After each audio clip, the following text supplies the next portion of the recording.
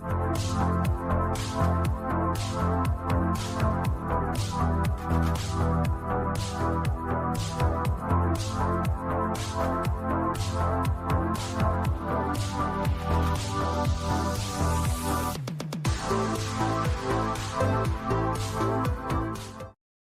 so today we have with us Dr. Matthew J. Allen.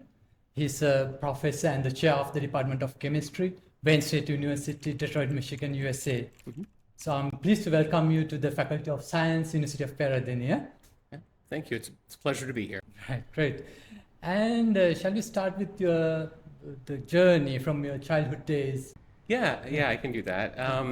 So I'm originally from Michigan. My mom was an elementary school teacher, and my dad owned a convenience store. So it's selling stuff. And so I grew up all through middle school and high school, working in the store, stocking shelves, working the register, cleaning the floors and stuff. And then in high school, I had a fantastic chemistry teacher. And so, when it was time to go to college, I said, I really enjoyed your class. I'd like to go into chemistry. So she recommended some schools, and I applied. I got a really nice fellowship to Purdue University. And so that's why I ended up going there. And at Purdue, I had a Eli Lilly Purdue Alumni Fellowship or Scholarship. And so that allowed me to do summer internships at Eli Lilly every year. And so that was really nice. I got a deep dive into process R&D chemistry, some hydrogenations, Suzuki couplings, learning all about the process of organic chemistry in the process plant. And then I also had to do research to graduate. And I was fortunate. I joined the lab of a new assistant professor, Jillian Buriak. And I was working with her on porous silicon surfaces and doing some hydrosilylation chemistry there. And I had never seen anyone enjoy their job as much as she did. And so I was really inspiring to me. And I ended up, my senior year, I was thinking about what I wanted to do. And I was like, I'd like to do what you're doing because you seem to really enjoy it, and I'd like to enjoy what I'm doing that much. And so she's like, oh, you need to go get a PhD then. And so she helped me apply to some PhD programs. I ended up at Caltech. And at Caltech, I eventually ended up in the lab of Tom Mead. And that's where I got into lanthanide chemistry and MRI contrast agents. And I was looking at making peptides conjugated to gadolinium complexes across cell membranes and trying to make some responsive gadolinium probes.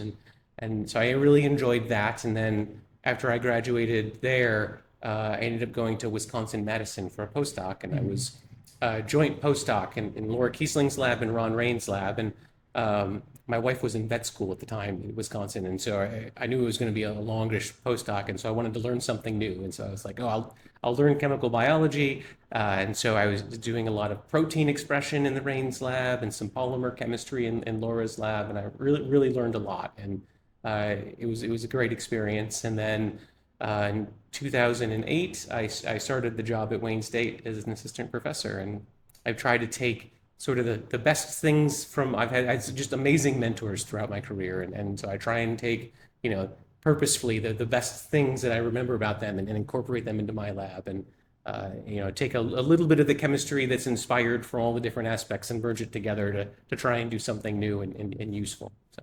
Wow, fantastic. So the great influence is that school teacher then? Oh, yeah. Can you tell? Yeah. Okay. If I wouldn't have had that high school teacher, who knows where I'd be right now. Oh, fantastic. Yeah.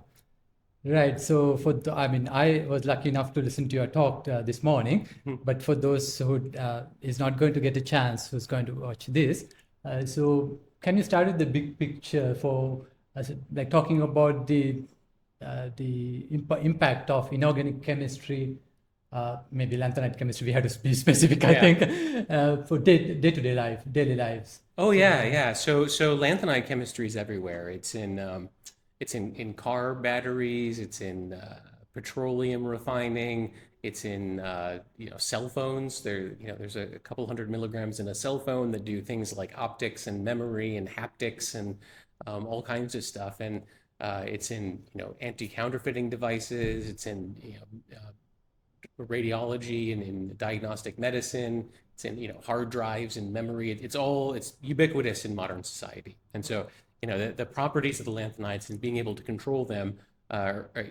are really useful to, everything that, including this interview and all the gear that we're using. And in the morning, I heard that you have over 100 publications. Yeah. Yeah. So out of that, is it possible to mention one or two that maybe you are really proud of, like very significant studies? Can you recall?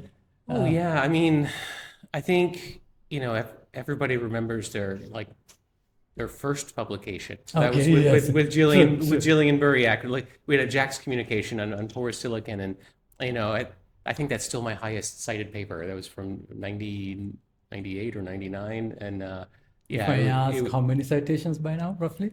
Oh, I don't know. I'd have to look it up. Okay. Yeah. And then, then I would say maybe the first paper from your independent career where I was the corresponding author, and that was another JAX communication where we were taking analytical techniques that had been used to study contrast agents, and we were applying them to aqueous Lewis acid catalysis systems. So I think a common theme in my research is taking chemistry and techniques from one area and trying to apply them to a different area. And that's really inspired by my mentors throughout my career, that I've witnessed how powerful that kind of research can be. And so I was really proud that was our first paper. And I would say recently, I'm really excited that we've been able to take europium-2 and have it persist in the divalent state in living systems, in aerated solution.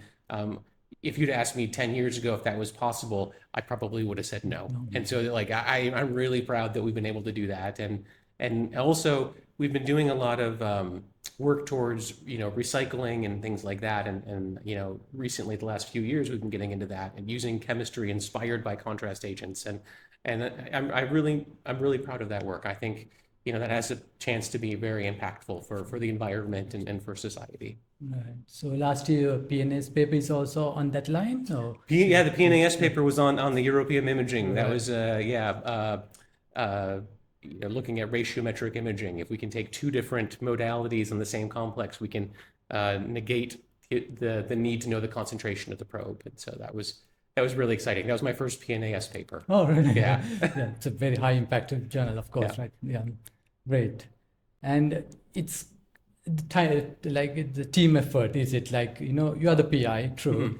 But I would like you to, especially our audience is going to be undergraduates, postgraduates, and for them, they would like to know even the composition of a lab. You can consider as yours is a typical lab. Yeah. Can you talk about at a time, how many members, a little bit about postdocs, graduate studies, the composition maybe, and how do you conduct the group meetings maybe?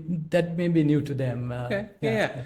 So currently, there's 9 PhD students and 5 undergraduate students in my lab.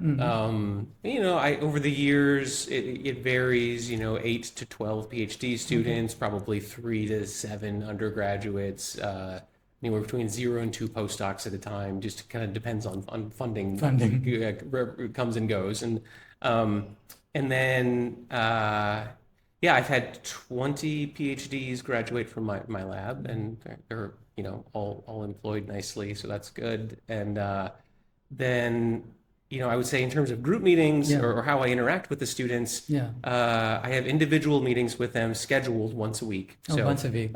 Tuesdays, I start at 8:30, and everybody gets a half hour back to back to back until I've met with everybody. Right. And then Thursdays, we have group meeting.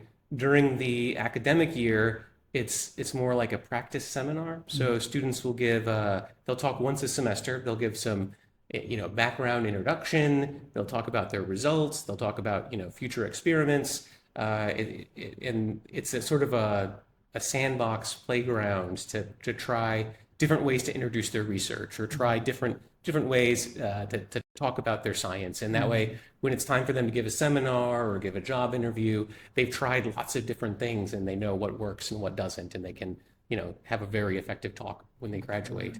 And then we also do in those meetings a literature talk. Yeah. Someone will present a recent paper that they found journals interesting. up. Yeah. Yeah. And then we'll also do some time to time special topics. So something that I think people need, right? So if I'm talking to a bunch of people and nobody remembers pKa values for our ligands, I'll give them a quiz on pKa values, or a quiz on, lanthanide chemistry, or I'll take some problems out of a writing book on, how to write an abstract, how to write, materials and methods section. A lot of different things, kind of like whatever I think people could be useful, or, how to use a new instrument in the lab. We might do things like that.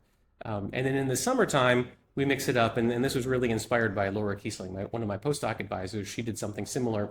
In the summer, it's all chalk talk, or I guess dry erase talk. Everybody gets about 5 minutes, and they just talk about new things or problems. And then we get together as a group, and we troubleshoot everybody's problems, and I think it's really useful. And it's nice to mix it up between the two different meeting styles. And it's good to be able to practice writing on the board when you're going to do job interviews.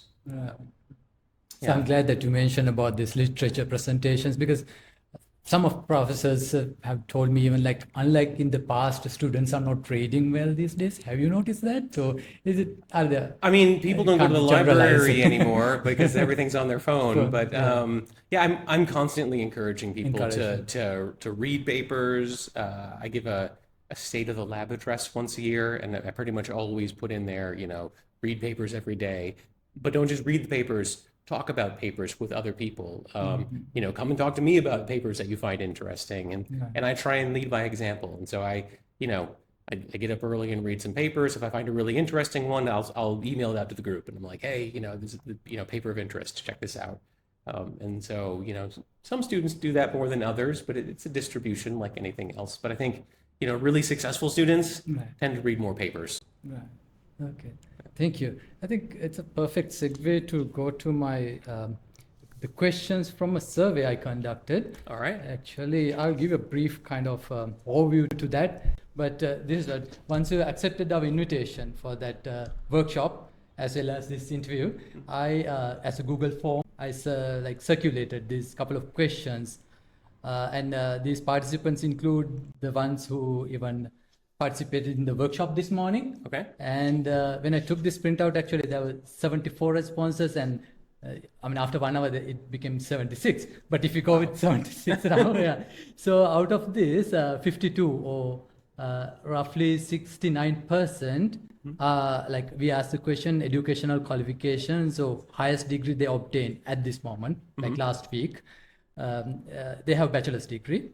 Okay. And about 29% or 23 members say they have master's degree. There was only one doctorate student. Okay. And then we asked the question, what are your future academic or professional plans?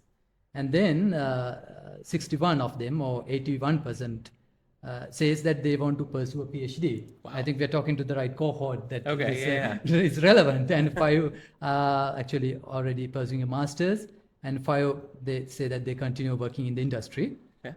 So I think these are the right people. And then we asked the question, what challenges do you face in applying for higher studies abroad? Okay. And we got this, and here, number 1, the highest number of questions came under this, 60 out of 76, 81%, and they had problems on securing funding or scholarships. So I actually talked to one and asked, what do you exactly meant by, I fed this to even AI tool and found this, again, the same thing came. So shall we try to answer them? And I asked one person, and he said he even got an offer, but it was not good enough to even, go to US with a spouse. With his spouse, actually. Unfortunately, I don't have a magic answer. I think it really varies. Department to department, discipline to discipline, university to university. Right. I go to chairs. I'm a department chair, and so we have this Midwest chairs group. So there's, I think, 20 schools in the Midwest that give PhD degrees, and we all meet once a year and compare, stipends, and we compare salaries, and we compare, enrollments and research grants and everything. And we at Wayne State, we try and stay sort of at the average of the Midwest in terms of stipends. And some of the low ends are lower than us, and some of the high ends are higher than us. Most of the programs that I am familiar with that meet in that circle, they fully support the students in their department. Now, full support is going to be different place to place. So like our department right now, the stipend's $29,000 and some change. And then, but on top of that, we pay tuition, and on top of that, we pay for health insurance, and then on top of that, we give like discount tuition to spouses if someone's married. But you know, if you want to like, you're not going to get rich with that money, you know, but you can afford to live, you know, a modest life, and you know, you're not there to get rich. You're there to like get a PhD, and then you can go get a job and get rich after that. But I know some better, bigger vision and mission, and it's an investment in your future.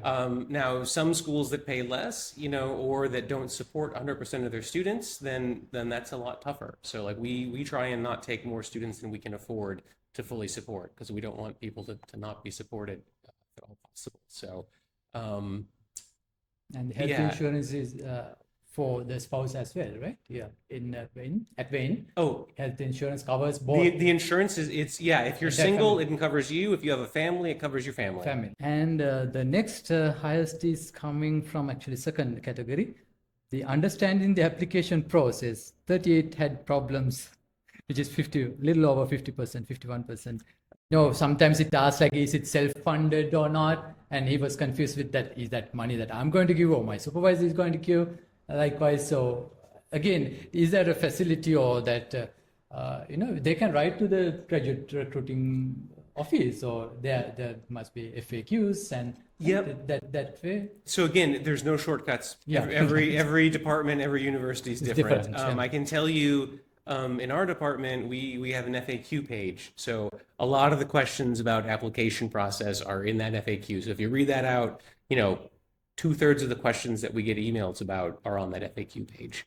But also, you know, people have to read the instructions, and there's different instructions for every place. But sometimes there's weird sort of political issues at universities where the graduate school wants certain information, the departments don't need that information because it's confusing. And so I would say, you know, it doesn't always make sense to email the graduate school, even though they may seem like the obvious person to email based on the application, because oftentimes you're applying to the graduate school, not to the department, but the department is the one that's reviewing your application. So they're the ones that you need to satisfy, not necessarily the graduate school. Graduate school's there for like, you know, do you meet the minimum, you know, TOEFL or IELTS scores? Do you meet the minimum GPA scores? Other than that, the department makes the call.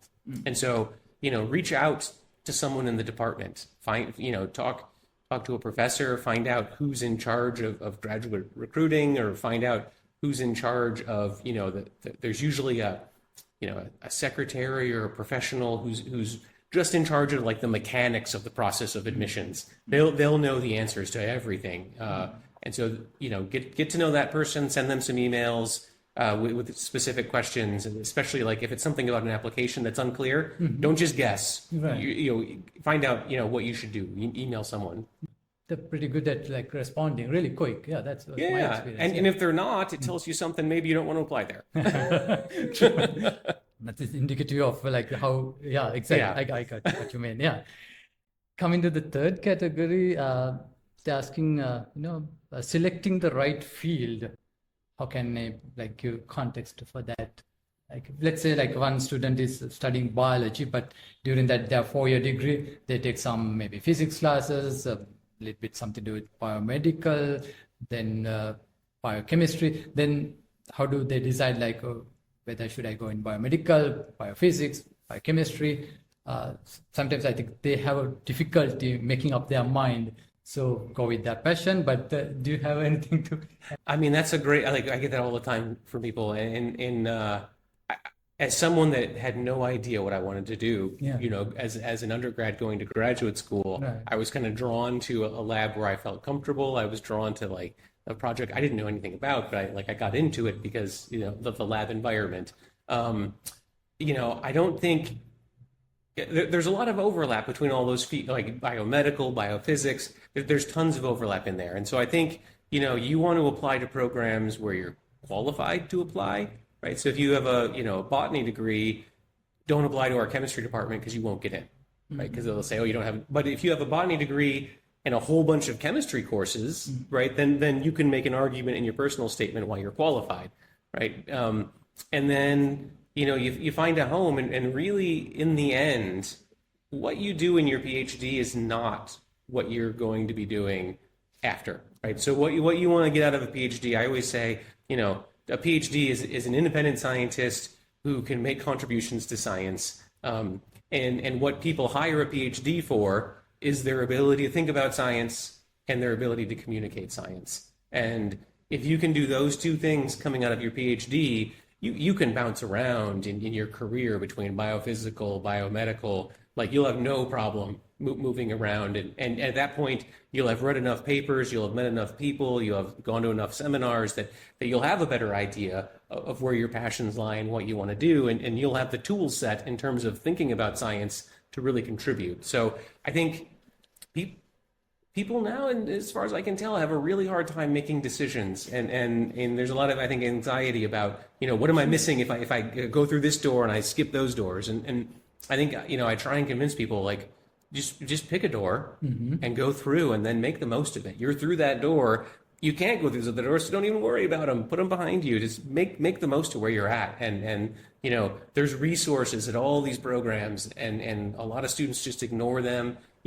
Take advantage of all the resources that are available to you. Find out what they are, make the most of this experience, come out as a really strong scientist, and you'll be able to do whatever you want.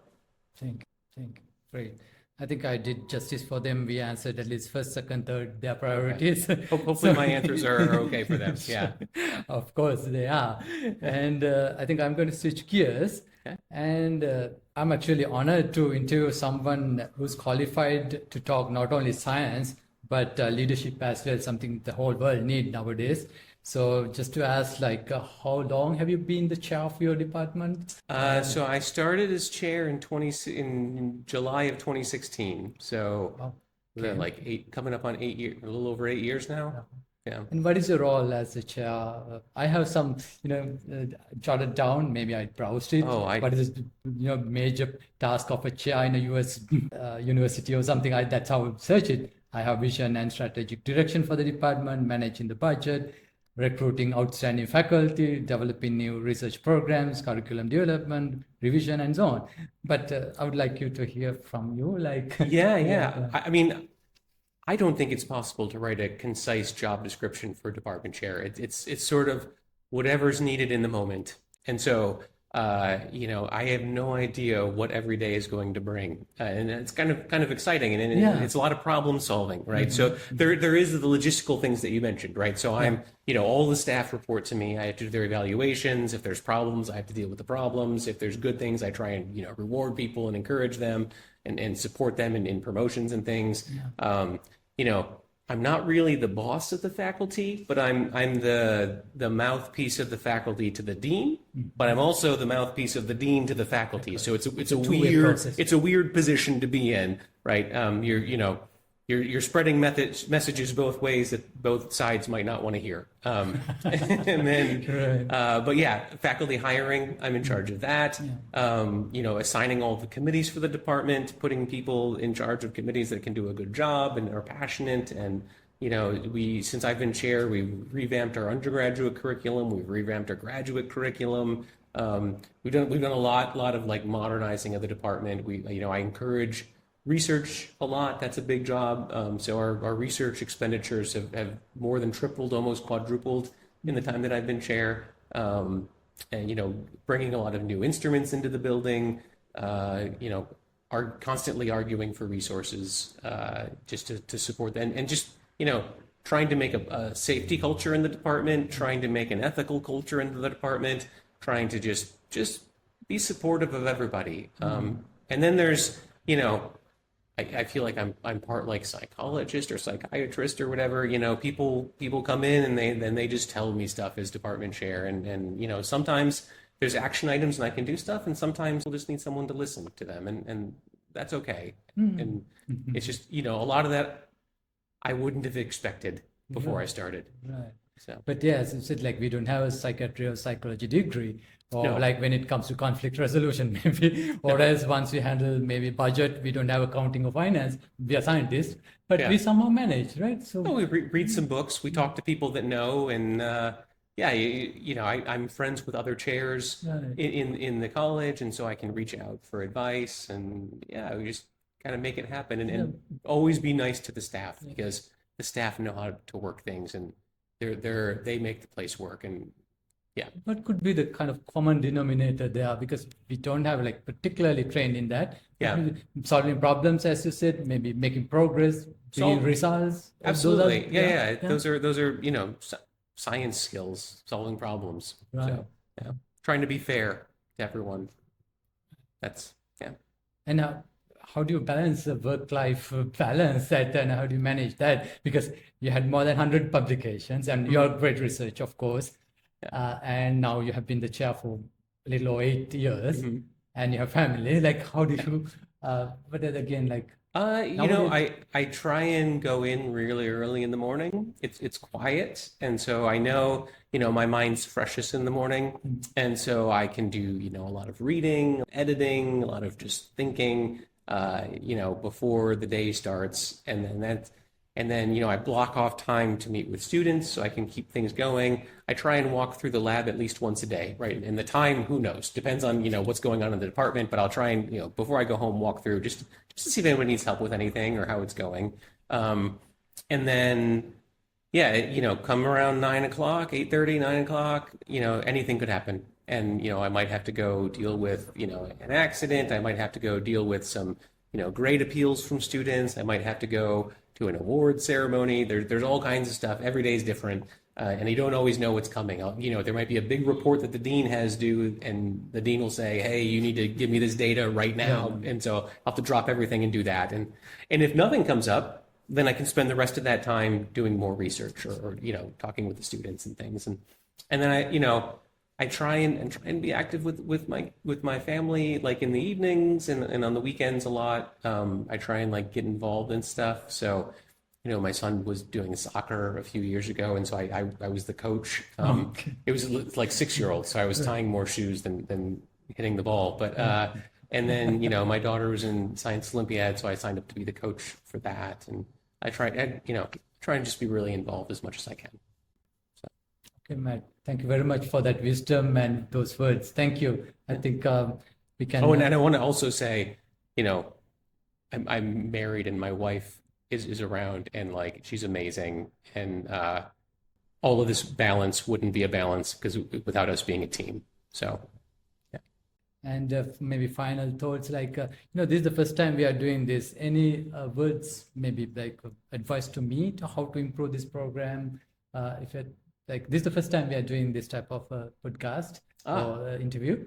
So we want to, if we want to ramp it up as a like series, what advice do you have? Like, how can I improve? How can our team improve? Oh, I mean, it just popped up. I mean, it just came to my mind. Off the top of my head, yeah, I don't know off the top of my head. I really like that you asked the students what they wanted to hear about. I think that's, because, you and I can say what we think students want to know, or what we would have wanted to know back when we were students, but odds are that's not what they want to know about now. And so I really somebody typed that. Somebody, I really appreciate that you did that. So that I would keep doing that. I will share those figures with you as well. Yeah. And to the records, actually, not only this question, like what challenges do you face in applying for higher studies abroad, and we asked for local like the problems they face in local as well, because we have to think in like win-win situation. So that was the motive. That was the objectives. So thank you very much again. I really enjoyed. Oh, it was my pleasure. I'm happy to be here and happy to have the opportunity. And thank you for the invitation. Thank you. And this is your third program actually for the day. It's all right. I'll sleep well tonight. Right. Thank you very much. Really appreciate it. You're welcome. So with that, we'll conclude this. Yeah. Thank you.